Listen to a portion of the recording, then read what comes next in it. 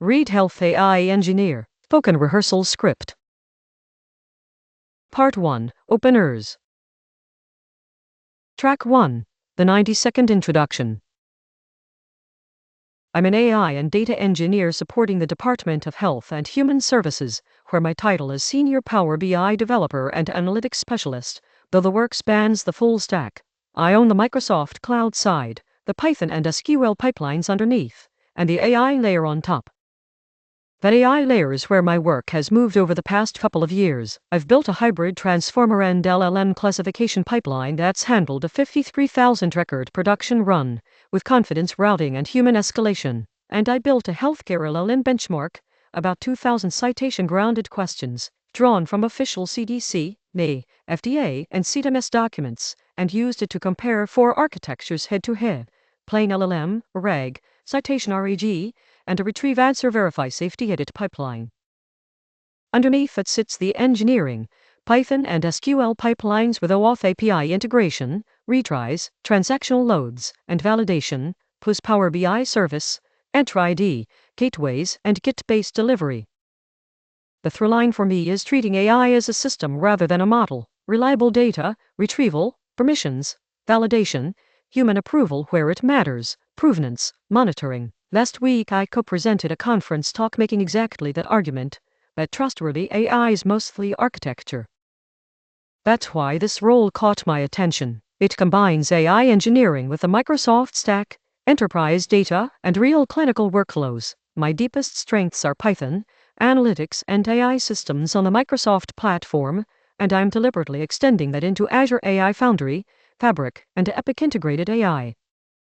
Track 2. Walk me through your resume. Sure, my background starts in economics, a master's from KU Leuven, and my career has been data from day one. Moving up the stack, early on I built dashboards and automated reporting for a school network in Connecticut. At Waste Management I worked national operational data with SQL, Python, and Databricks supported ETL pipelines. Then I supported the SEC's Office of the Chief Data Officer, metadata, lineage, taxonomy, data quality, which is where I really internalized governance and provenance, the discipline that trustworthy AI sits on top of. Since late 2025 I've been on an HHS contract as Senior Power BI Developer and Analytics Specialist, a title that undersells the scope a bit. The work I'm proudest of there is the AI layer, a hybrid transformer and LLM classification pipeline with confidence routing and human escalation. Underneath it, I own the Python and SQL pipelines, Salesforce OAuth and SOCL extraction into Redshift, with retries, transactional loads, validation, and documented recovery, and the Microsoft Cloud SI, Power BI service, Enter ID, conditional access, gateway registration and recovery, PBIP releases through Git. In parallel, I run a small consulting practice focused on Azure-ready AI application architecture, and I've built 2 flagship healthcare AI projects: US Health Bench, a citation-grounded benchmark, and an 8,000 evaluation comparison of RAG and verification architectures. One thing that postdates this resume: last week I co-presented a conference talk on exactly this theme, that trustworthy AI is a property of system architecture. So this role is really the convergence of everything on that page: Microsoft stack, healthcare data, production AI. If asked what I was doing between April and November 2025, that was Alston Analytics client work, AI application architecture and analytics consulting. One sentence, and move on.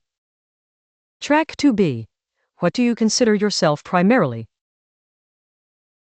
I describe myself as an AI and data engineer with an unusually strong Microsoft Analytics foundation. My deepest production experience is in enterprise data, Python integrations, and Microsoft Cloud operations, and over the last several years I've moved increasingly into transformers, LLM workflows, RAG, and AI evaluation.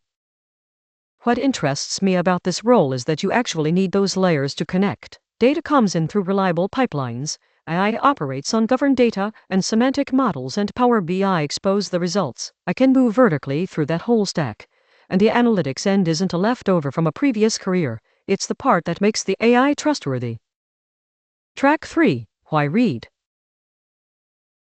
What interested me is that this isn't an experimental AI role isolated from the rest of the organization. You're integrating AI directly with Epic, Fabric, Power BI, and real operational workflows, and that's exactly how I think enterprise AI becomes valuable. I also come from a federal healthcare environment where governance, reliability, and stakeholder trust aren't optional, so the combination here fits how I already work. And candidly, the specificity matters to me. Foundry plus Fabric plus Power BI plus Epic is the exact stack I've been building toward. I'm not looking for a generic AI title. I'm looking for this intersection, and it's rare to find it in one role. Track 4. Why leave your current position?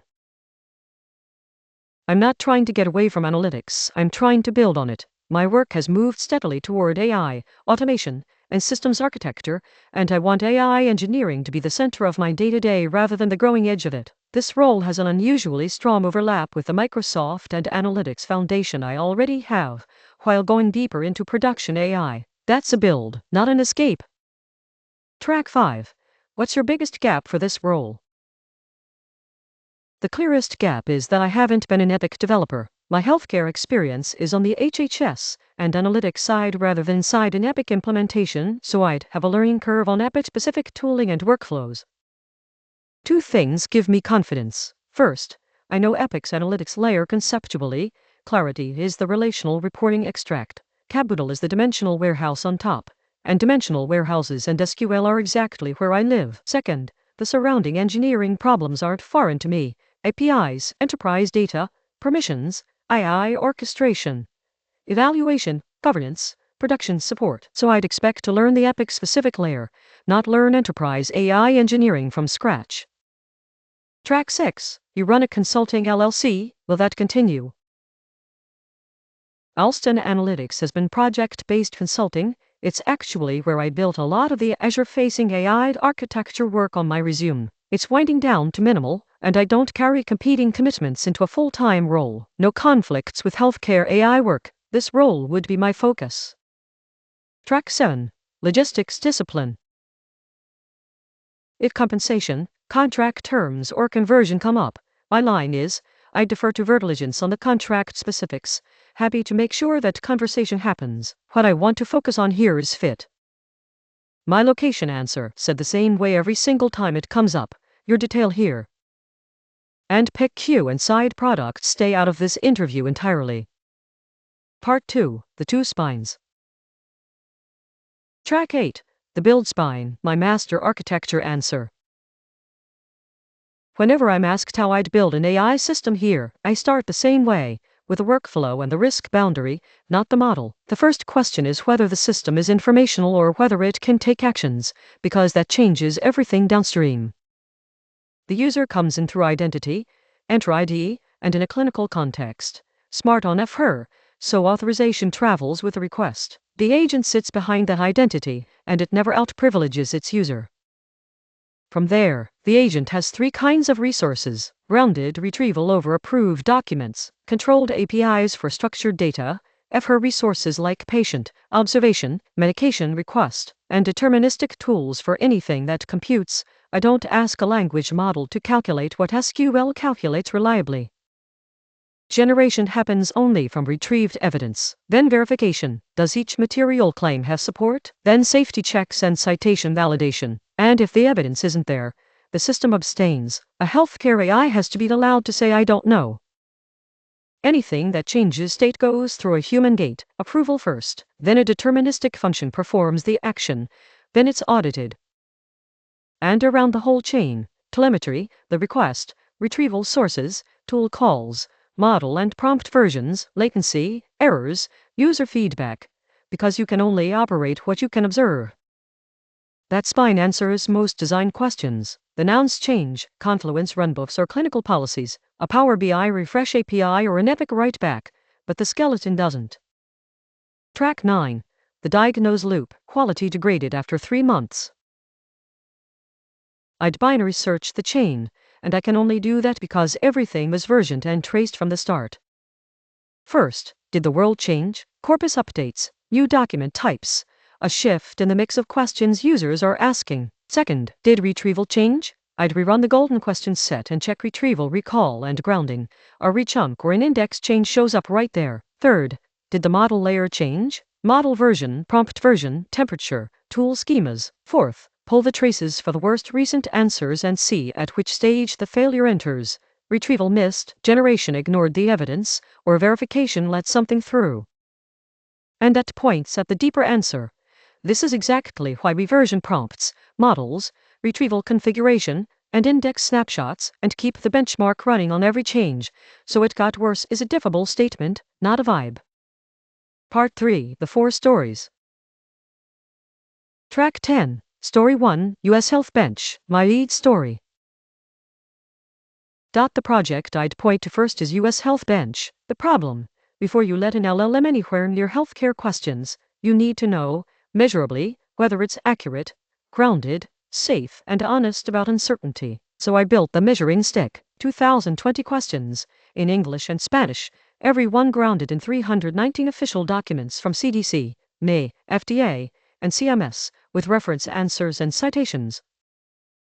Then I used it to compare 4 architectures head-to-head, a plain LLM, standard RAG, citation RAG, and a retrieve answer verify safety edit pipeline. 8,080 scored evaluations, with deterministic scoring and error flags, across accuracy, grounding, safety, citation quality, uncertainty handling, and cross-language consistency.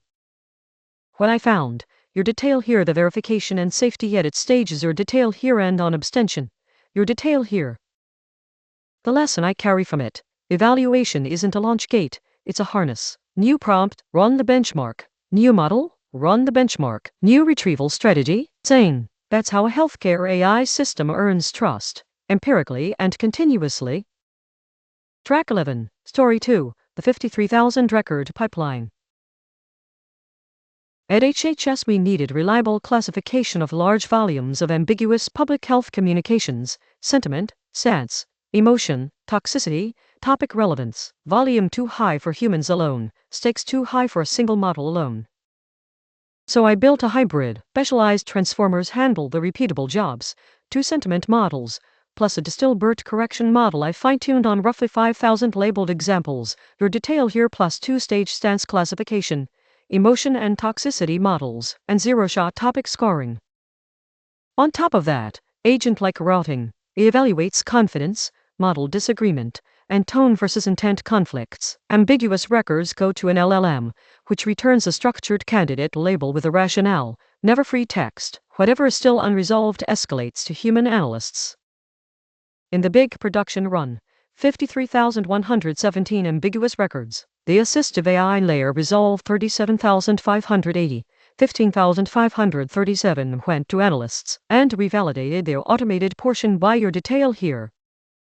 The lesson, the best AI architecture isn't one giant model doing everything. Specialized models for deterministic jobs, an LLM where language reasoning adds value, and humans on the uncertain and consequential cases, with a clean boundary between machine recommendation and human judgment. Track 12, Story 3, The Production Incident. My favorite incident, because nothing errored, everything was just confidently wrong. We discovered sessions on our flagship site were inflated by roughly 60%. The root cause? Our pipeline synthesized a session key whenever a GA4 event arrived without one, which quietly fabricated 1 session per user for those events. Every dashboard downstream inherited it.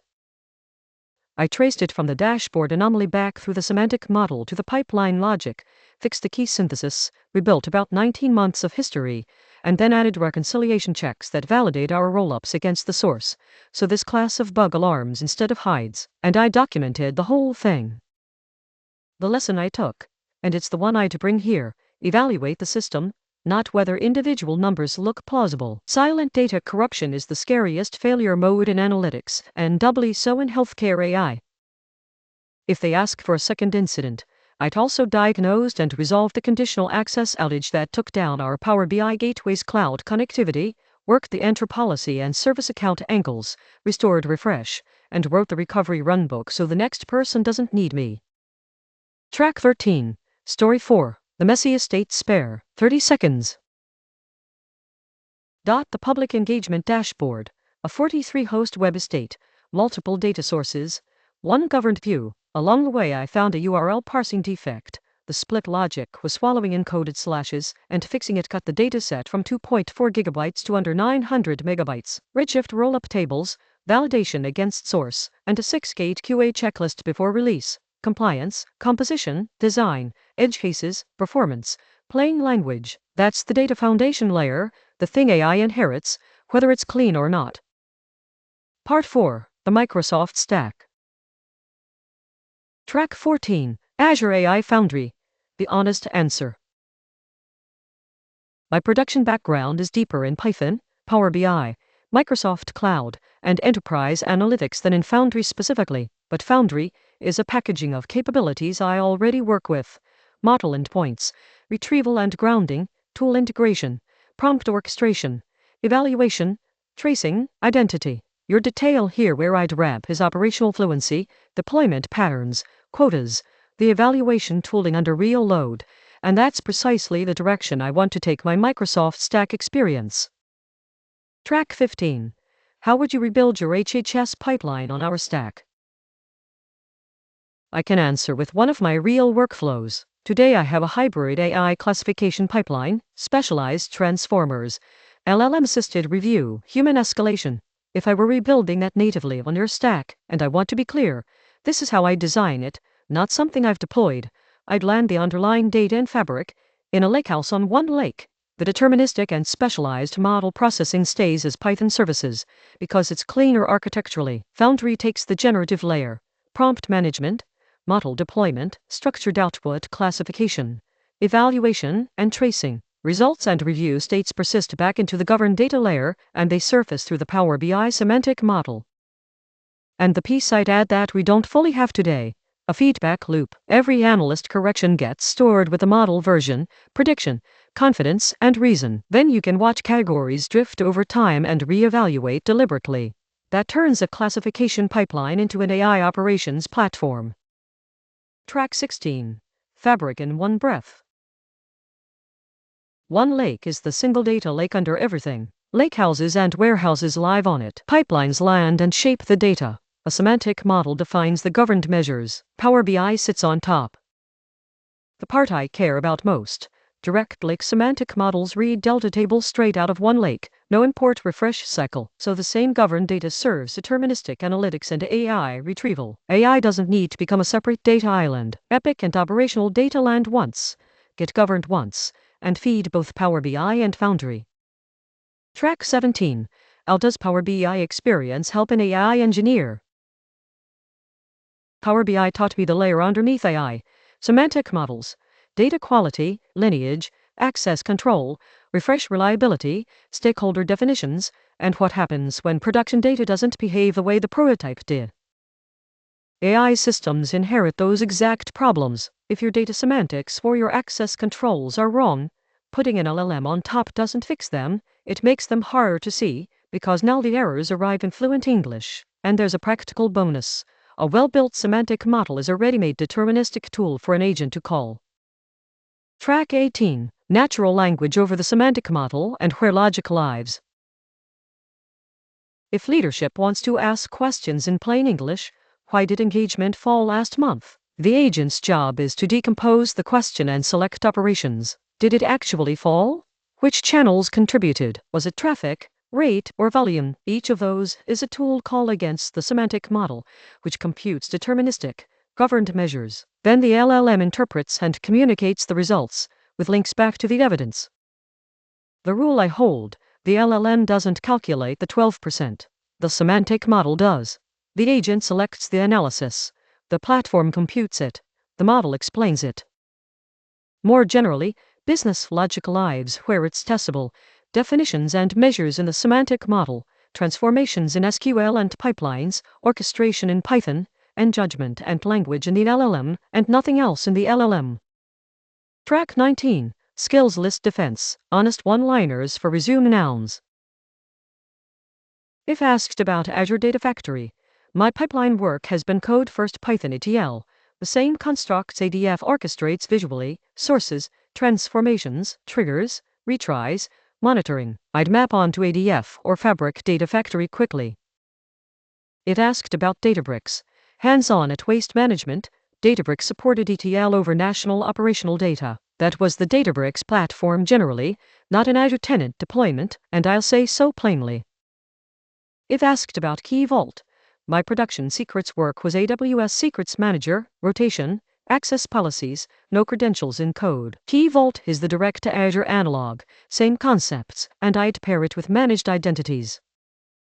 If asked about Azure Monitor and RBAC, I live in the intra side of this daily, conditional access, service accounts, role assignments, and I've run production refresh monitoring and incident response. Application insights is where I'd want AI traces to land. If asked about GitHub Copilot, I use AI coding assistance daily for scaffolding, tests, and boilerplate, and I review everything it writes, because generated code that looks right is exactly the kind that needs a second look. If asked about Power BI Copilot, it's capacity gated, it consumes Fabric capacity units, and I've actually been inside a Fabric capacity investigation, so I know the cost and operational side, which is the part most people haven't touched. If asked about semantic kernel, LangChain, or AutoGen, semantic kernel is Microsoft's orchestration framework, plugins that wrap functions and APIs as tools, planners for multi-step work, Python and .NET. LangChain is the ecosystem equivalent. AutoGen does multi-agent conversation patterns. I've implemented the same patterns through direct API orchestration, routing, tool calls, retries, structured outputs, so the concepts map directly, and in a Microsoft shop I'd expect to standardize on semantic kernel and ramp fast. Part 5, Core AI Answers. Track 20. RAG, Cold. RAG lets an LLM answer using information retrieved from an authoritative knowledge source, instead of relying only on what was encoded at training time. The pipeline. Documents get ingested, cleaned, chunked, embedded, and indexed. At query time, the question is embedded, the closest chunks are retrieved, optionally re-ranked, and passed to the model as context, and the model generates a grounded response, ideally with citations. But the interesting engineering isn't adding a vector database. It's chunking strategy, metadata and authorization filters, retrieval depth, re-ranking, citation and provenance, and, above all, evaluating whether retrieval actually found the evidence needed to answer the question. Most RAG failures I've seen are retrieval failures wearing a generation costume. Track 21. Embeddings and vector search with the authorization wrinkle. An embedding is a numerical vector representation of content, where semantically related things sit close together in the vector space. My chest hurts and patient reports chest pain share almost no words, but their embeddings are neighbors. That's why vector search retrieves meaning, not just keywords. A vector database stores those embeddings and finds the nearest ones to a query, typically by cosine similarity. In a Microsoft shop, my default is Azure AI Search, hybrid retrieval, so keyword plus vector plus semantic re-ranking together. And the enterprise wrinkle, which matters double in healthcare, I'd always combine similarity with metadata and authorization filters. The mathematically nearest document is not necessarily a document this user is allowed to see. Track 22. Hallucinations are a systems problem. I don't treat hallucination as something prompt engineering solves. It's a system reliability problem, and you attack it in layers. Ground responses in authoritative sources. Improve retrieval quality, because the model can't cite what it never received. Require citations and provenance. Constrain the prompt and the tool surface. Use structured outputs. Validate programmatically where you can. Give the system an abstention path. Below a confidence or evidence threshold, it says I don't have sufficient authoritative information, instead of improvising. Evaluate against a golden test set before and after every change. Keep humans on consequential actions, and monitor production failures, because some hallucinations only show up at scale. Track 23. RAG versus fine-tuning versus prompting. Start with prompting. It's the cheapest lever, and good instructions plus good context solve more than people expect. Reach for RAG when the knowledge is external, changing, or needs provenance.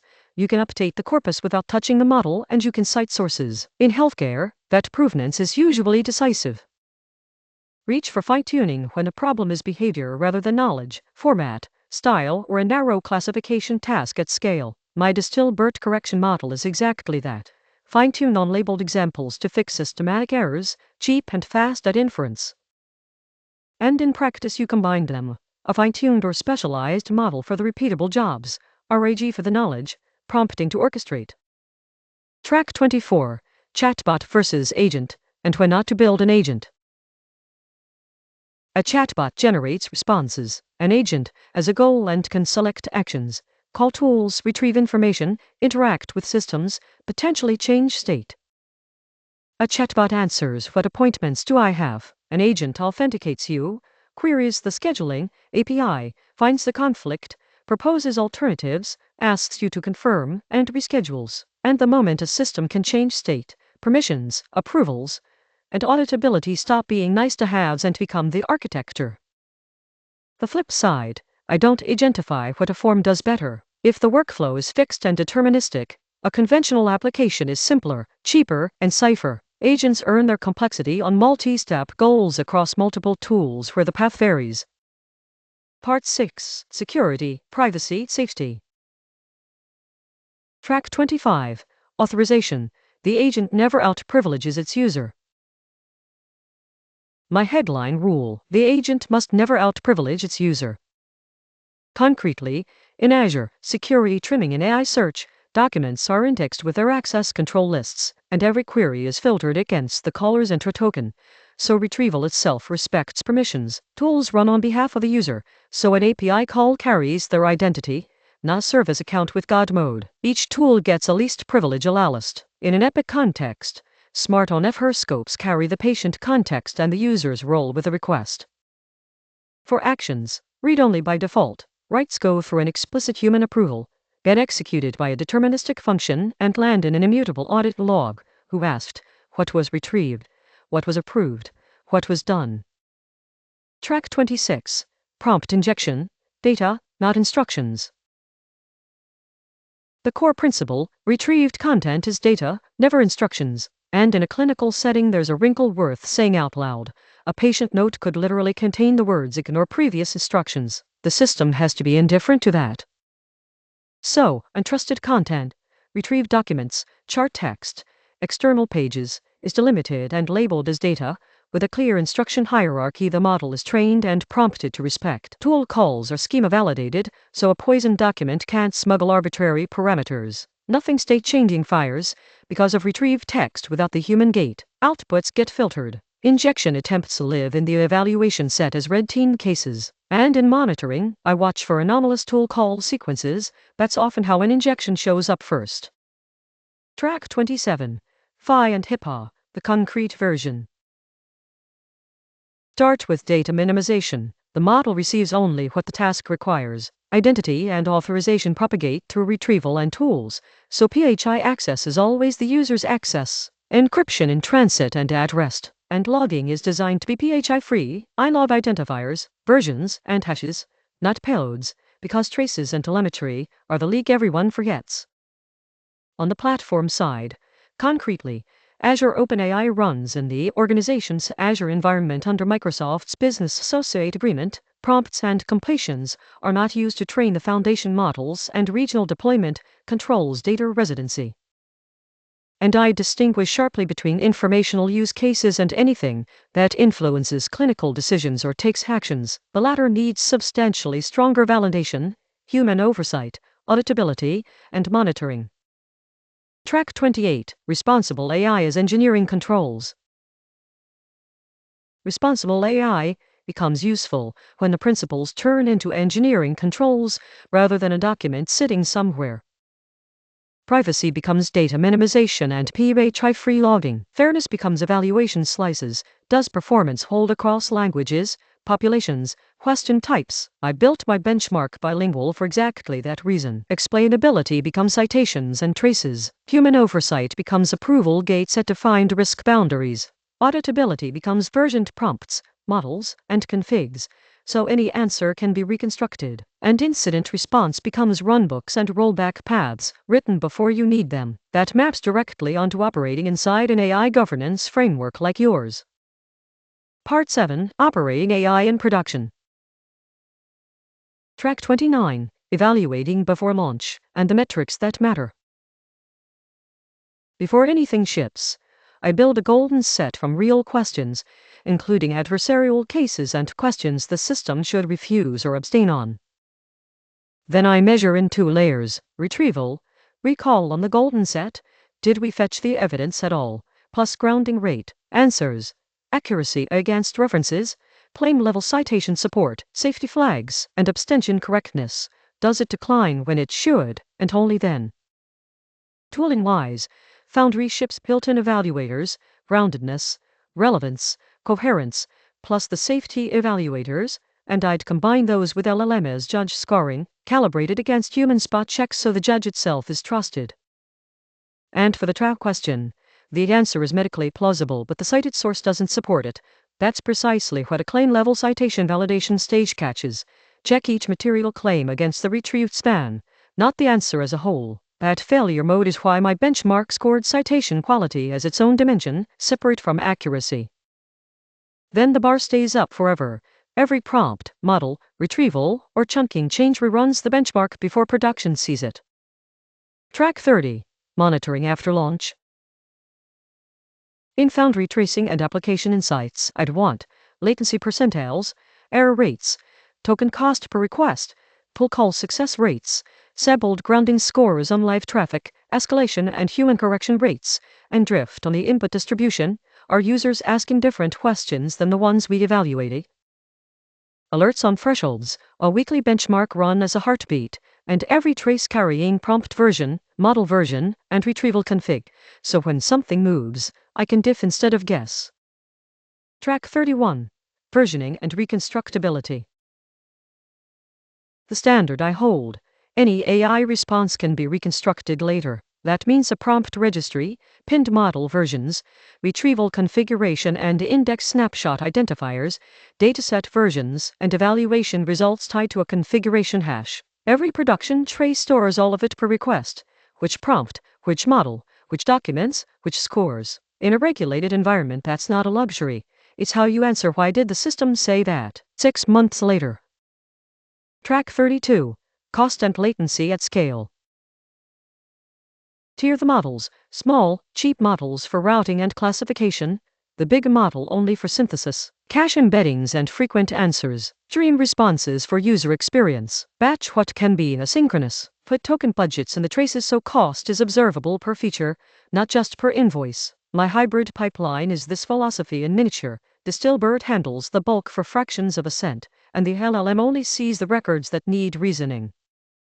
Part 8. Healthcare integration. Track 33.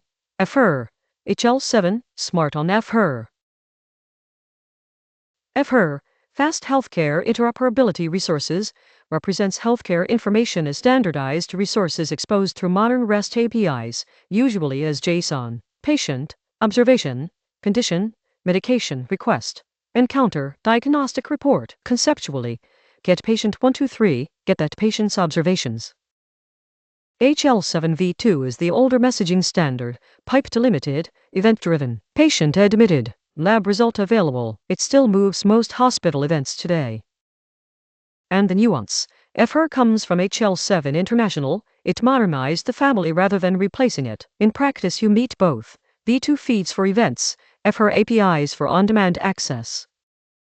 Smart on FHER is the authorization and app lodge layer on top, OAuth 2.0 under the hood. Granular scopes like patient's lodge observation.read and lodge context, so an app opens already knowing which patient and which user it's serving. For AI, that's the mechanism by which an agent inherits the clinician's authorization instead of its own. Track 34. Epic, Agent Factory, Cognitive Computing, Clarity and Caboodle. The way I hold Epic's landscape: Agent Factory is Epic's environment for building AI agents that participate in clinical workflows, and the operative word is workflow. Nobody's hiring ChatGPT and a stethoscope, they're putting AI inside the places work already happens. Cognitive computing is Epic's predictive model side, classic machine learning, risk scores, things like deterioration indexes, distinct from the generative and agentic side. And on analytics, Clarity is the relational reporting extract. Caboodle is the dimensional warehouse built on top. Star schemas and SQL, which is home territory for me, and it's the bridge from my background into Epic's world. Track 35. A bridge, and why supporting it is my lane. A bridge is ambient clinical documentation. The visit audio is captured, transcribed, and an LLM drafts the clinical note. The clinician reviews, edits, and signs it into Epic. The architecture point I'd make. The model drafts. The clinician signs, always. Supporting it means the telemetry and adoption side. Edit distance between draft and signed note. Completion rates by specialty, latency, clinician satisfaction, measuring whether the AI is actually earning its place in the workflow. That's analytics on an AI system, which is exactly the intersection I come from. Part 9. Behavioral Spares. Track 36. Learning something fast. When I joined the HHS contract, the ingestion side ran on AWS, and I'm a Microsoft Stack person. I needed Redshift, Secrets Manager, and AC to schedule jobs in production. My approach was the same one I always use. Read the platform's data model first. Build the smallest end-to-end slice. One table, one credential, one scheduled run. Then harden it, retries, transactional loads, validation, logging, recovery documentation. Within weeks it was the production pipeline the dashboard still run on. The method is the point. Smallest real slice first, then iterate, never theory for a month and integration in a panic. Track 37. Disagreement, and taking feedback. Disagreement.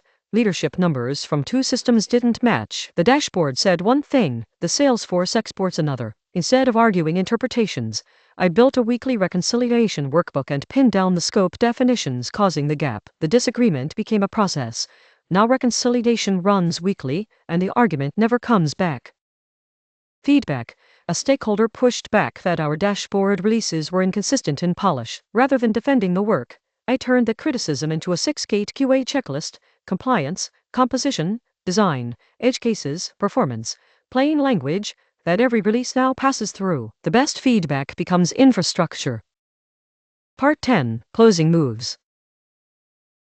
Track 38. The first day question. We hand you a clinical AI use case. What do you do?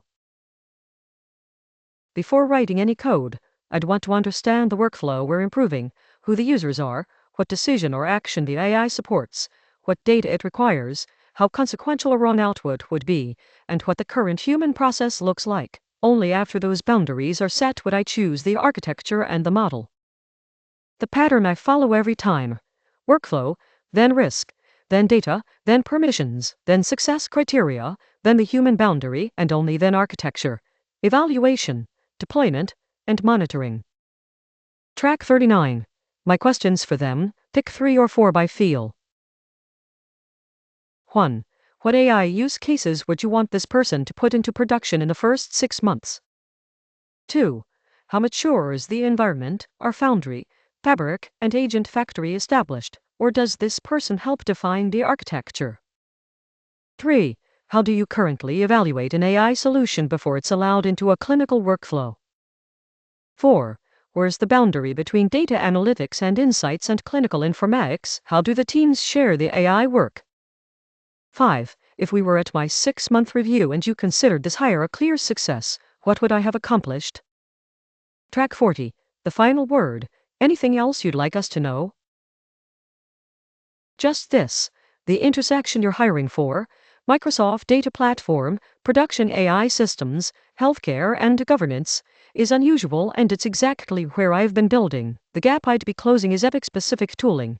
Everything around it, I've done in production. I'd bring the discipline that the demo is the easy part and production is where the real work lives, and I'd love to do that work here. I'm very interested in next steps.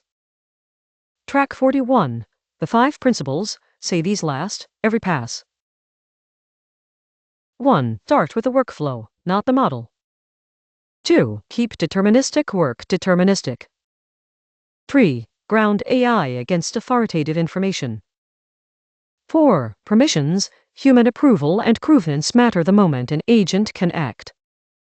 5. Evaluate and monitor the system, not whether individual answers look good. Part 11. Rapid-fire drill. 1 breath each. .rag, retrieval plus generation, grounded against external knowledge. Embedding, a dense numerical vector capturing meaning, so related content sits close together. Vector search, nearest neighbor similarity search over embeddings. Re-ranking, a second-stage score that reorders retrieved candidates for relevance. Temperature, controls sampling randomness, lower for consistency, higher for variety. Fine-tuning versus RAG. Fine-tuning changes the model's behavior. RAG supplies external knowledge and inference. Agent, an LLM-driven system that selects tools and actions toward a goal. Tool calling, a structured mechanism for the model to request execution of predefined functions. Grounding, anchoring output in trusted, supplied information. Hallucination, fluent output unsupported by evidence. Prompt injection, untrusted content trying to override the system's instructions. Human in the loop, human review or approval at defined stages of a workflow. Abstention, the system declining to answer when evidence is insufficient, a feature, not a failure. FHIR, modern healthcare interoperability, resources over REST APIs. HL7v2, the older event-driven messaging standard, admits, results, transfers. Smart on FHIR, OAuth-based authorization and app launch on top of FHIR. Semantic model, the governed business layer, entities, relationships, measures over the data. Direct lake, Power BI reading delta tables straight from one lake, no import refresh. Groundedness, the measured degree to which an answer is supported by its retrieved sources. Coda, Monday, before the call. No new material Monday. Say track 1 out loud once. Read the 5 principles. Confirm that Amber Logistics conversation happened and the track 7 line is written. Join the Teams link 10 minutes early. Check audio and camera. Water within reach. And slow down. The pause where you think Reid's is senior. They want this to go well. So do you.